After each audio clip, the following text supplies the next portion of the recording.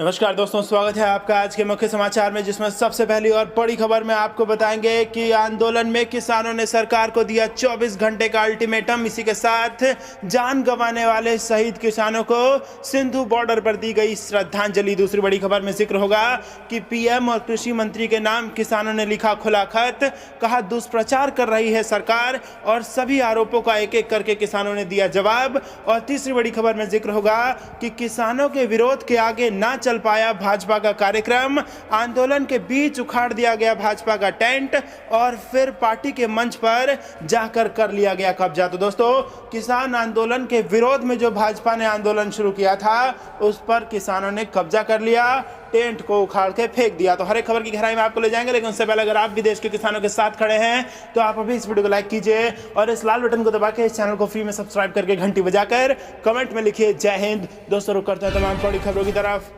आंदोलन में जान गंवाने वाले किसानों को सिंघू बॉर्डर पर श्रद्धांजलि। किसानों ने दिया 24 घंटों का अल्टीमेटम, 10 बड़ी बातें। जी हां दोस्तों, केंद्र के कृषि कानूनों के खिलाफ किसानों का आंदोलन 25वें दिन भी जारी है। कृषि कानूनों को वापस लेने की मांग पर अड़े किसान कड़ाके की ठंड में दिल्ली के बॉर्डर पर डटे हुए हैं। समाचार एजेंसी एएनआई के मुताबिक एक प्रदर्शनकारी किसान ने कहा कि कानून खत्म कर दिए जाएं और हम 2 घंटे में चले जाएंगे। प्रदर्शन कर रहे किसान यूनियनों ने शनिवार को कहा कि वे अपना अगला कदम अगले 2-3 दिनों में तय करेंगे। किसान आंदोलन को राजनीतिक रंग दिए जाने की कोशिशों के बीच किसान संगठन ने प्रधानमंत्री मोदी और कृषि मंत्री नरेंद्र सिंह तोमर को पत्र लिखकर कहा कि विरोध प्रदर्शन किसी राजनीतिक दल से संबंध नहीं है। गाजीपुर बॉर्डर पर किसान नेता वीएम सिंह और प्रशासन के बीच बैठक चल रही है। प्रदर्शन के लिए आ रहे किसानों की गाड़ियां, ट्रैक्टर रोके जा रहे हैं। अगर इसे रोका नहीं गया तो NH-24 पर आवागमन को पूरी तरह रोकने की बात कही जा रही है। प्रशासन को 24 घंटे का अल्टीमेटम दिया गया है। अगर किसानों की गाड़ियां नहीं छोड़ी जाती तो आवागमन पूरी तरह बाधित किया जाएगा।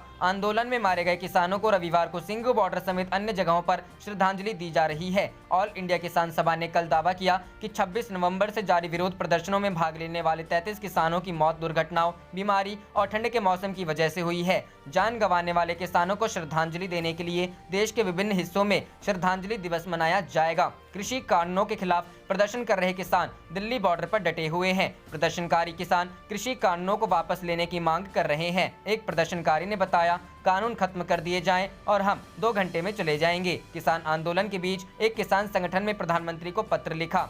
किसान नेता शिव कुमार कक्का ने कहा कि रणनीति तय करने के लिए यूनियनों के बीच वर्तमान में चर्चा चल रही है। वे इस मामले पर कानूनी राय भी ले रहे हैं। कक्का ने कहा, हमारी बैठकें अगले कदम के लिए हो रही हैं। हम उम्मीद करते हैं कि अगले 2-3 दिनों में हमारे समक्ष यह स्पष्टता होगी कि हमें अदालत द्वारा सुझाई गई समिति का हिस्सा होना चाहिए या नहीं। अखिल भारतीय किसान संघर्ष समन्वय समिति ने प्रधानमंत्री नरेंद्र मोदी और कृषि मंत्री नरेंद्र सिंह तोमर को पत्र लिखकर कहा है कि वर्तमान में चल रहे किसानों के विरोध प्रदर्शन किसी भी राजनीतिक दल से संबंध नहीं है। समाचार एजेंसी भाषा के मुताबिक मोदी और तोमर को हिंदी में अलग अलग लिखे गए पत्रों में समिति ने कहा कि सरकार की यह गलतफहमी है कि तीनों कृषि कानूनों के खिलाफ किसानों के आंदोलन को विपक्षी दलों द्वारा प्रायोजित किया जा रहा है। हरियाणा के मुख्यमंत्री मनोहर लाल खट्टर ने केंद्रीय कृषि मंत्री नरेंद्र सिंह तोमर से शनिवार को मुलाकात के बाद कहा कि केंद्र के नए कृषि कानूनों के खिलाफ प्रदर्शन कर रहे किसान संघों और सरकार के बीच वार्ता के अगले दौर के लिए रास्ता 1 या 2 दिन में निकल सकता है। मुख्यमंत्री ने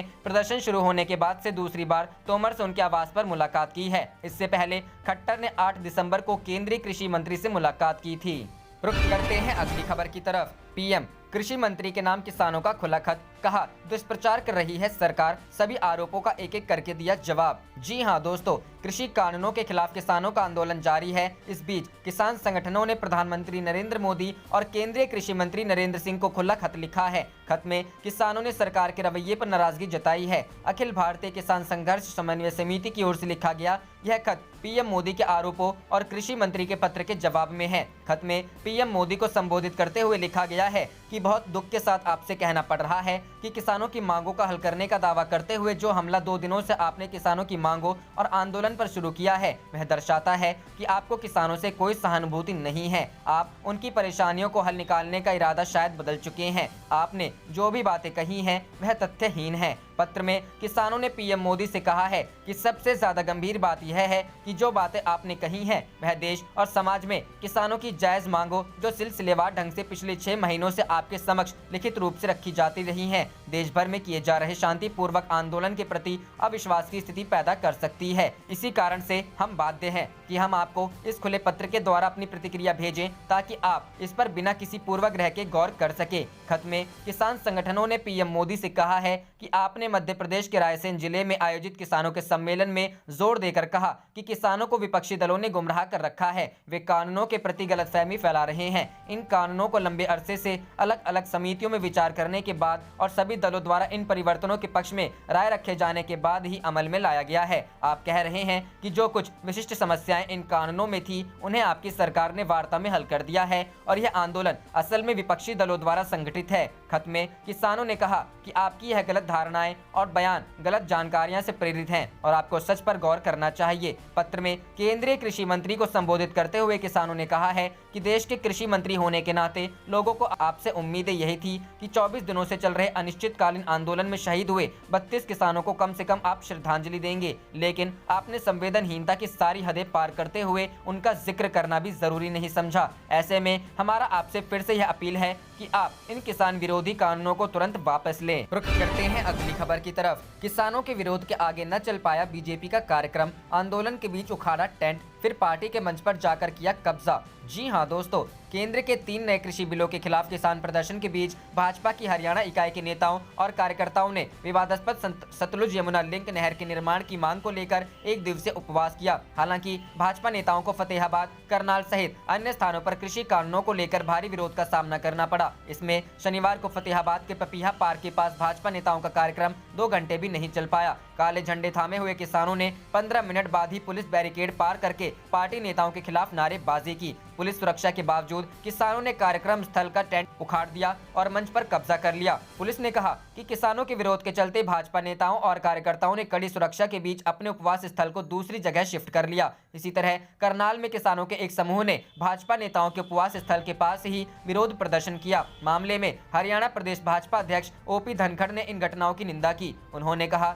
कि कुछ अनियंत्रित व्यक्ति इसमें लिप्त थे, जो कि निंदनीय है। राज्य के कृषि मंत्री जेपी दलाल ने भिवानी में कहा कि हरियाणा के किसान SYL नहर के निर्माण की मांग कर रहे हैं और राज्य को पंजाब से उसके हिस्से का नदी का पानी मिलना ही चाहिए। रोहतक में भाजपा सांसद अरविंद शर्मा ने कहा कि एक दिवसीय उपवास का उद्देश्य पंजाब सरकार पर हरियाणा के हिस्से का नदी का पानी देने के लिए दबाव बनाना था। बता दें कि कृषि बिलों के खिलाफ किसानों के प्रदर्शन के बीच हरियाणा के मुख्यमंत्री मनोहर लाल खट्टर ने शनिवार को केंद्रीय कृषि मंत्री नरेंद्र सिंह तोमर से मुलाकात की। मुलाकात के बाद उन्होंने कहा कि केंद्र के नए कृषि कानूनों के खिलाफ प्रदर्शन कर रहे किसान संघों और सरकार के बीच वार्ता के अगले दौर के लिए रास्ता 1 या 2 दिन में निकल सकता है। रुख करते हैं अगली खबर की तरफ। चुनाव आयोग की निष्पक्षता पर दिग्विजय सिंह ने उठाए सवाल। जी हां दोस्तों, मध्य प्रदेश के पूर्व मुख्यमंत्री दिग्विजय सिंह ने चुनाव आयोग द्वारा राज्य के IPS अफसरों के खिलाफ प्रकरण दर्ज करने के निर्देश दिए जाने पर सवाल उठाए हैं। उनका कहना है कि इस निर्देश से चुनाव आयोग की निष्पक्षता संदेह से परे नहीं लगती।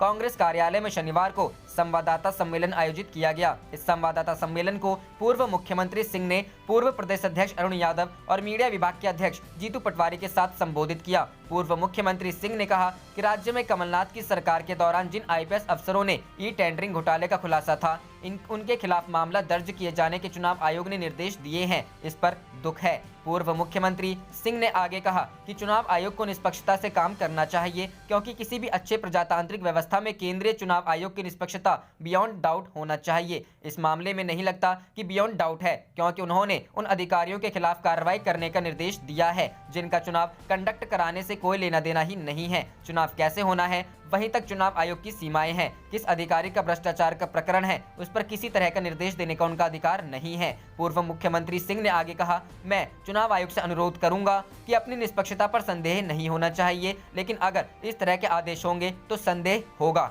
पूर्व मुख्यमंत्री दिग्विजय सिंह ने वर्ष 2013 में विभिन्न स्थानों पर आयकर विभाग के छापों में सामने आए कई नामों का हवाला दिया, साथ ही मुख्यमंत्री शिवराज सिंह चौहान के करीबी अधिकारी नीरज वशिष्ठ पर तो खुलकर आरोप लगाए। साथ ही मांग की है कि अगर आईपीएस अफसरों पर मामला दर्ज होता है तो वशिष्ठ पर भी प्रकरण दर्ज किया जाना चाहिए। इतना ही नहीं, पूर्व मुख्यमंत्री सिंह ने अपरोक्ष रूप से पूर्व मुख्यमंत्री कमलनाथ को के लिए घेर दिया। उन्होंने कहा कि वशिष्ठ प्रथम श्रेणी के अधिकारी हैं और मुख्यमंत्री चौहान के निजी स्टाफ में तब भी रहे जब वे पूर्व मुख्यमंत्री थे। वशिष्ठ की तत्कालीन मुख्यमंत्री कमलनाथ ने चौहान के अनुरोध पर निजी स्टाफ में नियुक्ति की थी जो नियम विरुद्ध थी। मैं भी पूर्व मुख्यमंत्री हूं, मगर मेरे स्टाफ में कोई प्रथम श्रेणी का अधिकारी नहीं है। ज्ञात हो कि वर्ष 2019 में हुए लोकसभा के चुनाव से पहले आयकर विभाग ने भोपाल में कई स्थानों पर छापे मारे थे। ये छापे भोपाल, दिल्ली सहित 52 स्थानों पर छापे पड़े थे। इनमें कमलनाथ के कई करीबी शामिल थे। इन छापों में 93 करोड़ के लेन देन के दस्तावेज और 4 करोड़ की बरामदगी हुई थी। इस मामले को लेकर सीबीडीटी की रिपोर्ट के आधार पर चुनाव आयोग ने राज्य सरकार को निर्देश दिए हैं कि इस मामले में जो 3 आईपीएस अफसरों का मामला दर्ज किया जाए, वहीं तत्कालीन कई मंत्रियों और अफसरों पर भी कार्रवाई संबंधित है। रुख करते हैं अगली खबर की तरफ। 90 शहरी निकायों में चुनाव की तैयारियों में जुटी भाजपा कांग्रेस। 15 फरवरी तक कराने हैं चुनाव। जी हां दोस्तों, 50 निकायों की चुनाव प्रक्रिया सोमवार को सभापति और पालिका अध्यक्षों के चुनाव के साथ पूरी हो जाएगी। इसी के साथ प्रदेश के 20 जिलों के 90 निकायों में चुनाव की तैयारियां शुरू हो गई हैं। निर्वाचन आयोग प्रदेश के 20 जिलों की 90 निकायों के 15 फरवरी से पहले चुनाव प्रक्रिया पूरी करने में जुटा है। निर्वाचन आयोग के चुनाव करवाने की तैयारियों के साथ भाजपा और कांग्रेस भी अपने अपने स्तर पर चुनाव की तैयारियों में जुट गए हैं। 20 जिलों में अजमेर नगर निगम सहित 9 नगर परिषद और 80 नगर पालिका में निकायों में चुनाव होने हैं। यह निकाय चुनाव भाजपा और कांग्रेस दोनों ही पार्टियों के महत्वपूर्ण होंगे। गौरतलब है कि इन निकायों का कार्यकाल अगस्त में समाप्त हो गया था। कोरोना के कारण चुनाव नहीं करवा पाने पर सरकार ने यहां पर प्रशासक नियुक्त कर दिए थे। हाईकोर्ट की फटकार के बाद निर्वाचन आयोग ने प्रदेश के जयपुर, जोधपुर और कोटा के 6 नवगठित नगर निगमों, 21 जिलों में पंचायतों के चुनाव संपन्न करवाए जा चुके हैं। वहीं 12 जिलों की 50 निकायों के चुनाव सोमवार को पूरे हो जाएंगे। रुख करते हैं अगली खबर की तरफ। कृषि कानूनों के खिलाफ आंदोलित किसानों के समर्थन में दिल्ली कूच करेंगे महाराष्ट्र के किसान। जी हां दोस्तों, महाराष्ट्र के किसानों ने किसान आंदोलन के समर्थन में दिल्ली कूच करने का ऐलान किया है। किसान नेता अजीत नवले का कहना है कि 21 दिसंबर को महाराष्ट्र से बड़ी तादाद में किसान दिल्ली जाकर कानून का विरोध करेंगे। दरअसल कृषि कानून के खिलाफ लगातार जारी प्रदर्शन को जहां केवल पंजाब और हरियाणा के किसानों का प्रदर्शन माना जा रहा है, लेकिन अब दूसरे राज्यों से बड़े पैमाने में किसान इससे जुड़ते नजर आ रहे हैं। महाराष्ट्र से बड़ी तादाद में किसान 21 दिसंबर को दिल्ली की ओर रवाना होंगे। कृषि कानून के खिलाफ जारी किसानों के आंदोलन के समर्थन में मुंबई के दादर इलाके में लोग प्रदर्शन कर रहे हैं। इनकी भी मांग है कि नए कृषि कानून को वापस लिया जाए और सरकार किसानों से पहले बात करे। अजीत नवले ने कहा कि दिल्ली में चल रहे किसान आंदोलन में 21 तारीख को किसान सभा के अंतर्गत हजारों किसान अपने अपने गाड़ियों के जरिए दिल्ली पहुंचेंगे। 21 जिलों के किसान इसमें शामिल होंगे। हम भारत के लोक संस्था के सदस्य फिरोज मीठी बोरवाला ने कहा कि आंदोलन कहीं एक राज्य से शुरू होता है और वो शुरू हो चुका है। इस आंदोलन में देश भर के 500 संगठन जुड़े हुए हैं, सभी मिलकर लड़ रहे हैं। सभी राज्यों के किसान पीड़ित हैं, खास तौर पर महाराष्ट्र के किसान भी इसका हिस्सा हैं। अंबानी के कार्यालयों के बाहर प्रदर्शन। महाराष्ट्र सरकार में शामिल तीनों पार्टियां जहां किसानों का समर्थन करती नजर आ रही हैं, तो वहीं अब कैबिनेट मंत्री बच्चू कडू ने किसानों के समर्थन में कॉरपोरेट दफ्तरों पर प्रदर्शन करने का ऐलान किया है। महाराष्ट्र सरकार के कैबिनेट मंत्री बच्चू कडू ने कहा कि किसानों के समर्थन में 22 तारीख को हम सभी अंबानी के दफ्तर के बाहर प्रदर्शन करेंगे। जब तक किसानों को न्यूनतम समर्थन मूल्य नहीं मिल जाता, उन्हें आजादी नहीं मिलेगी। रुख करते हैं अगली खबर की तरफ। उपवास पर बैठे थे भाजपाई, किसानों ने दौड़ाया टेंट उखाड़े, तस्वीरों में देखे हंगामा। जी हां दोस्तों, हरियाणा के फतेहाबाद में शनिवार को भारतीय जनता पार्टी ने कृषि कानूनों के लिए आभार जताने और SYL के लिए पपीहा पार्क के सामने उपवास कार्यक्रम आयोजित किया था।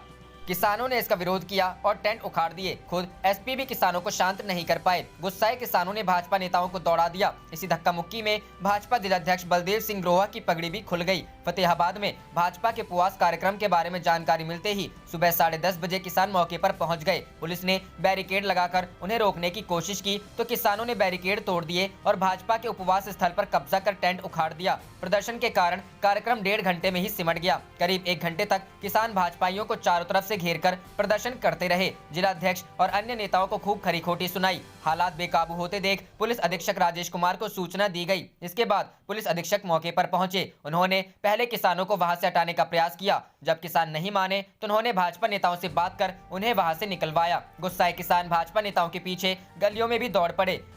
इसी बीच भाजपा जिलाध्यक्ष बलदेव सिंह ग्रोहा की पगड़ी भी खुल गई। दोपहर 12:05 पर उपवास स्थल पर सिर्फ किसान ही किसान नजर आए। प्रदर्शन के दौरान हालात बेकाबू हो गए। खुद एसपी भी किसानों को शांत नहीं कर पाए। 1 घंटे तक पपिया पार्क के आगे स्थिति तनावपूर्ण बनी रही। कुछ नेताओं को तो पुलिस की गाड़ी में बिठाकर एसपी ने वहां से निकाला। इस उपवास कार्यक्रम में सांसद सुनीता दुग्गल, फतेहाबाद विधायक दुड़ाराम रतिया, विधायक लक्ष्मण नापा के अलावा पूर्व विधायकों को भी आना था, मगर इनमें से कोई बड़ा नेता नहीं आया। सिर्फ जिलाध्यक्ष 40 से 50 कार्यकर्ताओं के साथ बैठे रहे। रुख करते हैं अगली खबर की तरफ। चीन की हरकतों के बारे में सरकार को लगातार चेतावनी देता रहा हूं, राहुल गांधी। जी हां दोस्तों, कांग्रेस नेता राहुल गांधी ने एक बार फिर चीन द्वारा लाइन ऑफ एक्चुअल कंट्रोल पर सीमा से लगे इलाकों में सड़क बनाए जाने की खबर को लेकर केंद्र सरकार पर हमला बोला है। राहुल गांधी ने कहा कि चीन की हरकतों के बारे में मैं लगातार सरकार को आगाह करता रहता हूं। एक बार फिर से मैं ये बता रहा हूं कि भारत चीन सीमावर्ती क्षेत्र काराकोरम के पास चीन की पीपुल्स लिबरेशन आर्मी ने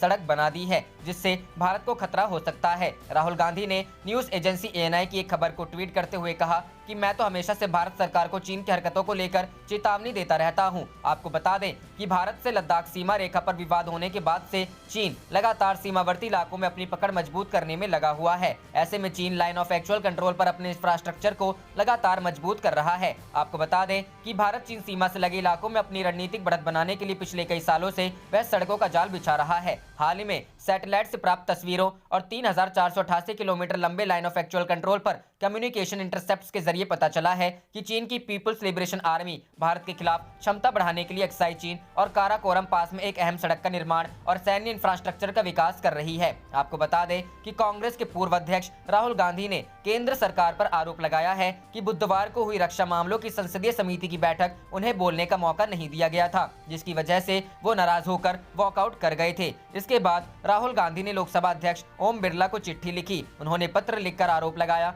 कि मैं उन्हें बोलने की अनुमति नहीं दी गई। राहुल गांधी ने अपने पत्र में आग्रह किया है कि लोकसभा अध्यक्ष इस मामले में दखल दे और संसदीय समिति की बैठकों में निर्वाचित सांसदों के खुलकर अपनी बात रखने के अधिकार को सुनिश्चित करें।